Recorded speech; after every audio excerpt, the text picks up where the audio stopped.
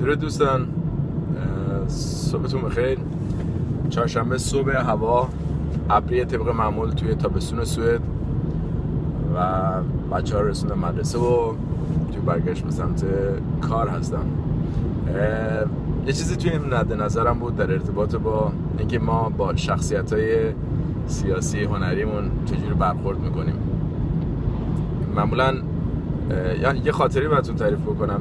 یه دفعه من یکی از دوستان می‌خواستم برسونمش به کانال 7. کانال با یه مصاحبه داشت. بعد گفتم ببین تا زمانی که اینجا هستی من میتونم برم یه غذا بخورم تو این شاپینگ سنتری از مرکز خریدی بود، بعد برمیگردم. بعد گفت باش. رفتم توی اونجا و توی برگر کینگ بودم که دیدم نخست وزیر سوئد بغل دست من وایساده، اونم داره چیز میگیره، داره همبرگر میگیره. بعد پشت سرم نگاه کردم دیدم آره دو تا از محافظاش اونورتر وایسادن، حالا واسه شخصی که زیاد مشخصم نبود. بعد باهاش سلام علیک کردم، از قبل میشناخت به خاطر اینکه قبلا عکاسیشون کرده بودم. بعد بهش اصرار کردم، گفتم که میتونم مهمونشون کنم، بعد من بپردازم. گفتش نه میخوای بپردازیم بعدم بنویسین توی به هر حال موقع که اونجا بود اون دختر خانمی هم که پشت صندوق وایساده بود اونجوری که مثلا تعارف بکنه، مثلا آقای نخست وزیر شما لازم نیست بپردازید فلان اینا، اینجوری نیست، نه پولشو میگیره تا قرون آخر بدون اینکه مشکلی هم داشته باشه. سلام مثل بقیه باهاش برخورد میکرد. من خب خیلی جالب بود. ازش پرسیدم برای چی اومدین امروز اینجا؟ گفتش که من با پسرم اومدم، اتفاقا پسرش هم سن پسر منه، و گفتم که چه جالب، اشکال نداره من وقت دارم، یه مقداری منتظرم برای یکی از دوستام بشینم اینجا باهاتون غذا بخورم، یه مقدار حرفم داشتم برای گفتن. گفتش نه مشکل نیست. نشستم و باهاش با نخست وزیر سوئد همبرگر خوردم. از جمله خیلی چیزای متفاوتی باش بازگو کردم، چون حزبی که ازش میاد حزبی هستش که خیلی فوکوسش تمرکزش روی زبان خارجی هست که میان اینجا که باید زودتر زبانیت بگیرن، در صورتی که من بیشتر میگفتم که این کدها هستش که باید شما بتونین به این خارجی‌ها که میان اینجا بهش یاد بدین، نه زبان سوئدی. این کدها خیلی مهمترن. الان آدمایی هستن اینجا که حتی سواد نوشتن و خوندن سوئدی ندارن، ولی حداقل 6 تا هتل داره، 5 تا رستوران داره، 3 تا شرکت داره. خیلی هم ازش خوبه چون کدا رو میشناسه، میدونه با کدوم پلیس در تماس باشه، میدونه با کدوم فردی که توی شهرداری کار میکنه بهش چی بگه. خیلی این قضیه مهمه. همینم هست مثلا یارو میبینیم یه عالمه 4 تا دکترا داره تو ایران، هنوز این دستش به اون دستش میگه گو نخور، ولی در این حال میبینی هاری حاج بازاری بی سوادی هم هستش که چند صد برابر اون درآمد داره. من رفته بودم ایران برای مراسم به خاکسپاری مادرم. بعد توی اون دارالرحمه شیراز یه نیاز داشتیم که به اون کسی که سنگ قبر رو میذاره رو در تماس باش باشیم و این فرد چون تو دارالرحمه خیلی بزرگی خیلی سخت بود که پیداش بکنیم. رفتم توی قسمت اطلاعات، شو گفتم میتونی آقا این فرد رو صدا بزنی؟ گفتش که من وقت ندارم. عجیب بود برام. اومدم بیرون برای برادرم گفتم که اونجا سالا زندگی میکنه. گفتش که ببین تو خیلی وقت از ایران خارج بودی، بیا تا بهت نشون بدم. رفتیم تو، یه 2000 تومان گذاشت تو دستش. آقا این اومد بیرون 11 مرتبه صدا زد این فرد رو که پیدا بکنه و تا پیداش نکرد به ما ول نکرد. داشتم اینو برای نخست وزیر سوئد میگفتم که ببین مهم اون کده. من زبان فارسی رو خوب بلد بودم ولی اونجا چیه جواب نداد. تا زمانی که کد رو بلد نباشی نمیتونی کارتو پیش ببری. حالا این قضیه بماند، ماجرای چیز رو در حضورتون داشته باشین. منظورم چجوری نزدیک شدن به افراد به این گردن کلفتی توی سوئد هست. من موقعی که داشتم باش نهار میخوردم زنگ زد اون دوستمون، گفتش که دانش کجایی؟ گفتم که من دارم با نخست وزیر سوئد دارم همبرگر میخورم. گفت شوخی نکن فلان اینا و گوشی رو گذاشت.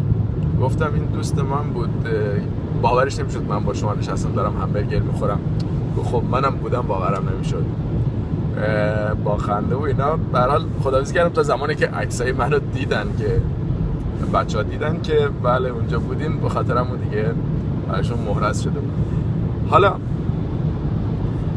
میخواستم من با آقای رضا پهلوی باش در ارتباط با این مسئله باش صحبت بکنم.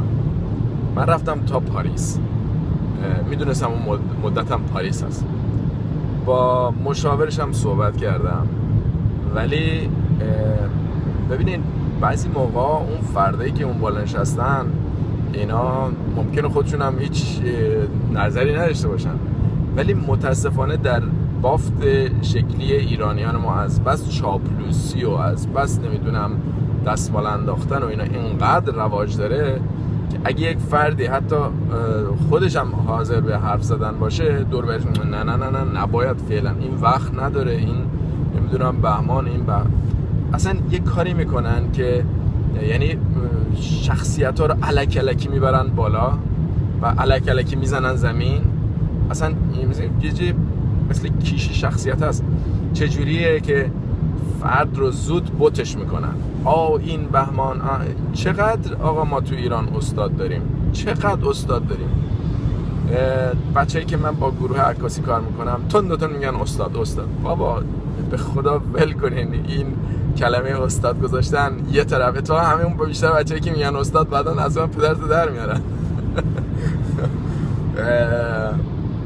ما سوئدیا میپرسن میگن مگه شما چند تا ماجستر دارین، چقدر چیز دارین، خیلی چقدر استاد دارین، باید خیلی کشور بزرگی باشین. استاد شجریان، استاد لطفی، استاد نمیدونم همه اینا که میان اینجا همشون اسمشون استاد گذاشتن. یا جالبی که برای این خانم‌ها اسم نمیذارن، مثلا استاد سیما بینا نمیذارن که. من یادم موقع اول انقلاب شعار میدادن مردم خمینی بت شکن، بت شده ای خود شکن. ما مردمون خیلی بت ساز هستن، علیرغم اینکه این کار عربا بوده که بت بسازن، ولی به نظر میاد که ما اگر از عربا یه چیزا یاد گرفتیم حداقل کاش که 2 تا چیز خوبشون یاد گرفتیم. به دیوانه هم شکر.